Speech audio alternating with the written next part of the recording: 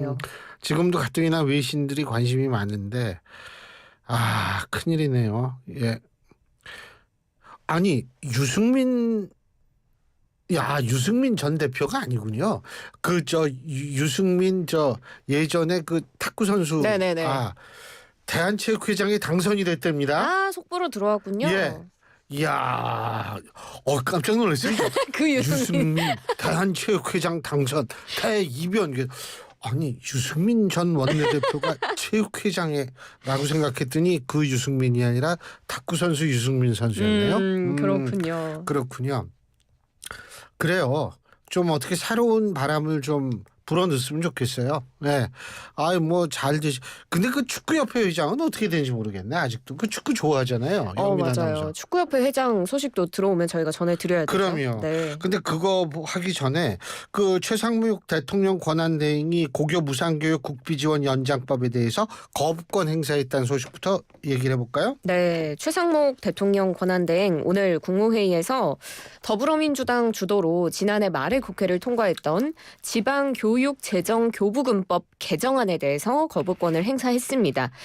이 법안이 뭐냐면 문재인 정부 때 2020년에 시행이 된 고등학교 전학년 무상교육에 들어가는 예산의 47.5%를 중앙정부에서 3년 더 부담하게끔 하는 내용을 가지고 있습니다.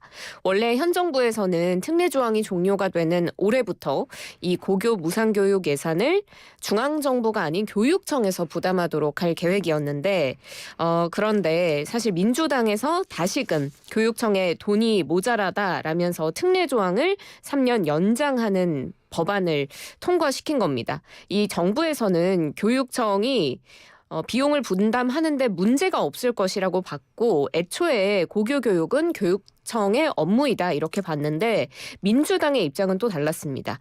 윤석열 정부에서 추진하는 유보 통합이나 늘봄 학교 이런 부분에서 예산이 더 필요하기 때문에 이 조항을 효력을 3년 연장해야 한다. 이렇게 두 측의 입장이 좀 갈렸는데요. 거부권을 결국에는 행사한 겁니다. 근데 그 이유가 뭐예요? 거부권 행사는? 구체적으로 모두 발언을 통해서 거부권을 행사한 이유를 밝혔습니다. 국가 비용 분담 3년 연장 및 분담 비율을 순차적으로 감축하는 대안이 제시가 됐는데도 충분한 논의 없이 이 개정안이 통과가 됐고 정부가 올해 교육청에 지난해보다 3조 4천억 원 증가한 72조 3천억 원을 교부할 계획이기 때문에 이 고교 무상교육 경비는 지방에서 충분히 부담할 여력이 된다고 판단을 한 겁니다. 그럼에도 국가가 과도하게 이를 지원하게 되면 국가 전체의 재정 운영을 효율적으로 하는데 좀 어려움이 따라서 궁극적으로는 국민 부담을 가중시킬 수 있다. 이런 입장이고요. 지금 최상목 대행이 거부권을 행사했기 때문에 정부는 이 법안을 다시 국회로 돌려보내서 재의결을 요구하게 됩니다. 지금 시도 교육청 그러면 이거 가지고 난리가 났겠네요. 네, 앞서서 전국의 17개 시도교육감이 이 지방교육재정교부금법 개정안에 찬성 목소리를 낸 바가 있는데 거부권을 행사한 이후에 일부 시도교육감들이 이게 정부가 교육에 대한 책임을 회피하는 것 아니냐 이렇게 반발하는 목소리를 내기도 했습니다. 정근식 서울시 교육감은 고교 무상교육에 대한 정부 비용 분담 이건 국가가 고등학교 교육을 책임진다라는 어떤 상징성을 갖는 건데 이를 지방교육재정에 온전히 전가하는 건 교육에 대한 책임을 방기하는 거다. 이렇게 비판을 했고요. 그래서 정부가 이를 거부권을 행사함에 따라서 서울시 교육청이 매년 약 1,850억 원의 추가 부담을 떠안게 돼서 이렇게 되면 서울시 교육청의 재정 악화가 불가피한 상황이다라고 토로했습니다. 최교진 세종시 교육감 같은 경우에도 이 거부권 행사는 전국 시도교육청의 교육재정 운용을 불안하게 만들고 그동안 추진해왔던 교육정책의 파행으로 이어질 수 있다라고 우려했습니다. 자, 퀴즈 들어갑니다. 이거는 뭐 커피 쿠폰하고 상관이 없어요. 저 같은 사람 월급은 누가 주는지 아세요? 사립대학교 교수들? 학교에서 주는 거 아니에요? 그렇죠. 정확히 얘기하면 학생들이 주는 거죠. 학생들 등록금으로 우리가 월급 받는 거니까. 자, 그러면 사립학교 초중고등학교 선생님들 월급은 어디서 나올까요? 재단? 그렇지 않습니다. 교육청에서 줘요. 아 정말요? 예. 아. 그래서 예를 들면 사립학교 초중고등학교 선생님들이 예를 들면 사립학교 재단이 뭐 망했다 이렇게 되면 그래도 이제 선생님들은 비교적 안정적인 지위를 유지할 수가 있어요. 그렇군요. 예. 그런데 제가 이 말씀 드리는 게 뭐냐면 지금 이 부분이 월급까지 해당되지는 않은 걸로 알고 있거든요. 않는 걸로.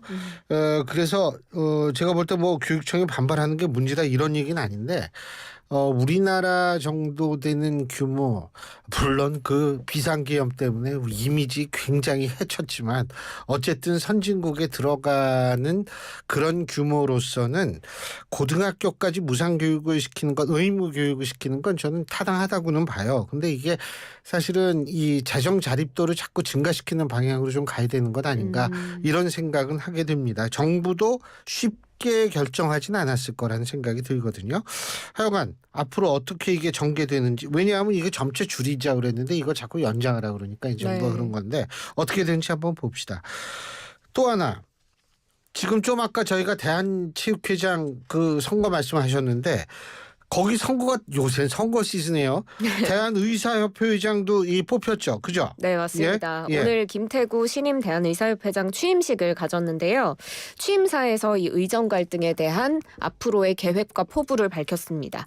여전히 정부 여당이 사태 해결을 위한 구체적 계획 없이 후속 조치에 불과한 전공의 수련, 입영 특례 방침 내세우고 실패한 여의정 협의체 재개를 말하고 있다라고 지적을 하면서 지금 상태로는 의대 교육이 도저히 불가능하다라는 사실을 정부가 인정하고 2025년 의대 교육 제대로 이루어질 수 있도록 임시 방편적인 대처가 아니라 제대로 된 의학 교육의 마스터 플랜 제시해야 한다 이렇게 강조를 했고요. 그래야지만 의료계도 대화 테이블에 나설 수 있다라는 입장을 밝혔습니다. 지금 정부에서 유화책을 계속 내고 있는데 이것만으로는 충분하지 않다라는 것이 신임 대한의사협회장의 입장이고요. 앞으로는 과거와 같이 정부 정책에 끌려가지 않도록 정책을 먼저 생산하고 선도하겠다고 밝혔습니다. 언제 끌려갔었는지 제가 잘 모르겠는데 제가 이게 무식해가지고 한번 모르는 모양이에요. 보건복지부는 어떤 입장입니까? 네, 조규홍 보건복지부 장관이 오늘 국회 보건복지위 전체 회의에서 이런 이야기를 했습니다. 이 2026학년도 의대 정원 관련해서 의협과 3월 전까지 협의를 마무리하겠다라는 입장을 밝혔거든요. 지금 앞서서 최상목 권한대행이 2026학년도의 의대 정원은 제로 베이스에서 논의를 하겠다고 이야기를 했기 때문에 지금 조 장관은 결과적으로는 자신이 과거에 발표한 숫자가 불가피하게 변경이 될 수밖에 없다라는 점에 동의한다면서 의협 회장님 취임도 하셨으니 의협과 얘기를 하고 교육부 장관께서는 2월 초 시한을 이야기했는데 3월 신입생이 돌아오기 전에 최대한 빨리 협의하겠다고 밝혔습니다. 어쨌든 2026학년도 뭐 정원을 줄이든 뭐를 하든 제가 그건 뭐 상관할 바는 아니지만 2025학년도 의대 교육 이것도 상당히 걱정은 돼요. 하지만 어쨌든 누가 잘잘못을 떠나가지고 그냥 현실이라는 차원에서 제가 볼 때에는 나름대로 저걸 잘 계획을 좀 세웠으면 좋겠다는 생각이 듭니다. 자.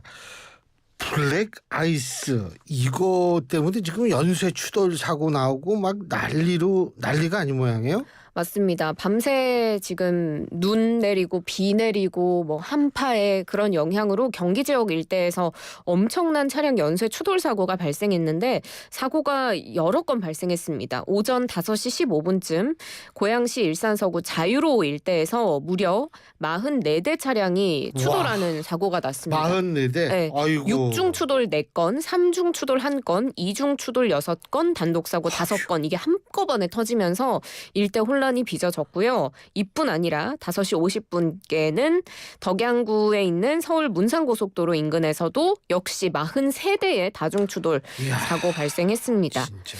6시 40분쯤 또 문산고속도로 고양휴게소 후방 인근 도로에서 18대 추돌 사고 발생했고 6시 35분 안산시 상록구 도로에서 7대, 8시 5분 화성시 오산동에서 10 10중 추돌 사고, 또 수원시 권선구 고색동의 한 이면도로에서 5중 추돌 사고가 발생하는 등 이 도로에 낀 살얼음으로 인한 다중 추돌 사고가 많이 발생을 했습니다. 아니 도심에서도 뭐 이런 일이 있었다며요? 네, 맞습니다. 서울 한복판에서도 이런 일이 발생했는데 오늘 오전 6시 7분 노원구 쪽에 있는 지하차도에서 도로 결빙으로 18대 차량이 부딪혔습니다. 다중 추돌 사고가 이 도로 내에서 4곳에서 발생을 하면서 수십 대의 차량이 피해를 입었고요. 또 여의도 앞에 국회대로에 1톤 트럭 차량이 다른 차량 2대를 들이받는 사고가 났는데 이 과정에서 트럭이 인근 건물 1층 벽면을 들이받으면서 사고가 좀 커졌습니다. 예. 이 사고 원인을 경찰이 보고는 있는데 이 지점에 블랙아이스가 역시 발견됐다고 하고요. 오전 8시 동작구 승희여고 인근 4중 추돌 사고, 오전 7시 42분 은평구 진관동에서도 시내버스 3대와 관광버스 1대가 추돌하는 사고가 났습니다. 아니 근데 이게 뭐 그렇게 춥지가 않은데 말이에요. 이게 그러니까 살얼음이 살짝 끼고 이게 이제 블랙 아이스니까 검은색인 모양이죠. 네, 맞습니다. 그 매연이 섞여서 얼음이 까매서 잘 안 보인대요. 예. 그리고 원래는 엄청 추울 때만 얼 거라고 생각을 하잖아요. 근데 오히려 이 쌓인 눈이 녹으면서 스며든 물이 그 밤 사이에 기온이 영하로 떨어질 때 얼음이 되는 거라서 안 추울 때도 조심을 하셔야 됩니다. 그리고 또 어는 비 때문에 이 살얼음이 생길 수도 있는데 비가 내렸다가 지면이 차가워서 급속히 얼면 이것도 살얼음이 될 수가 있는데 한파 때보다 추위가 다소 풀렸을 때 이 어는 비 현상이 더 많이 일어난다고 합니다. 그래서 강추위 때만 조심하면 된다 이렇게 생각하지 마시고 겨울철에 눈비가 내린 시기에는 언제나 서행하시고 안전거리 넉넉하게 두시면서 안전운전 하시는 게 좋겠습니다. 야, 참 정답 1664님. 야 진짜 동감해요. 정답을 말씀해 주셨어요. 이게 어려운 걸 어떻게 푸셨나요? 왜요? 정면 승부. 우와, 1번. 와 이거 문제가 너무 어려워서 밥 먹다가 웃었네요. 이렇게 보내주셨습니다. 진짜 이게 소화가 잘 되셨는지 모르겠어요. 문제 너무 어려운 걸 막 생각하다 보면 힘들죠. 예. 4417님, 8148님, 4417 8148 이 두 분께도 커피 쿠폰 보내드립니다. 1664님, 4417님, 8148님 세 분께 커피 쿠폰 보내드리겠습니다. 축하드립니다. 예, 다음부터 좀 문제를 좀 쉽게 하세요. PD님과 난이도 조절을 해보도록 뭐 예를 들면 하겠습니다. 사람 헷갈리고 뭐 차은우, 신율 뭐 이렇게 헷갈리는 거 이런 거 있잖아요. 이런 문제는 가급적 피해 주시고 문제가 점점 어려워지니까 네. 예, 너무 시리어스하게 받아들이십니다. 예, 오늘 김영민 아나운서 수고하셨습니다. 고맙습니다. 네, 차은우님도 수고 많으셨습니다. 예, 감사합니다. 그러면 사람들이 진짜 헷갈려요. 예.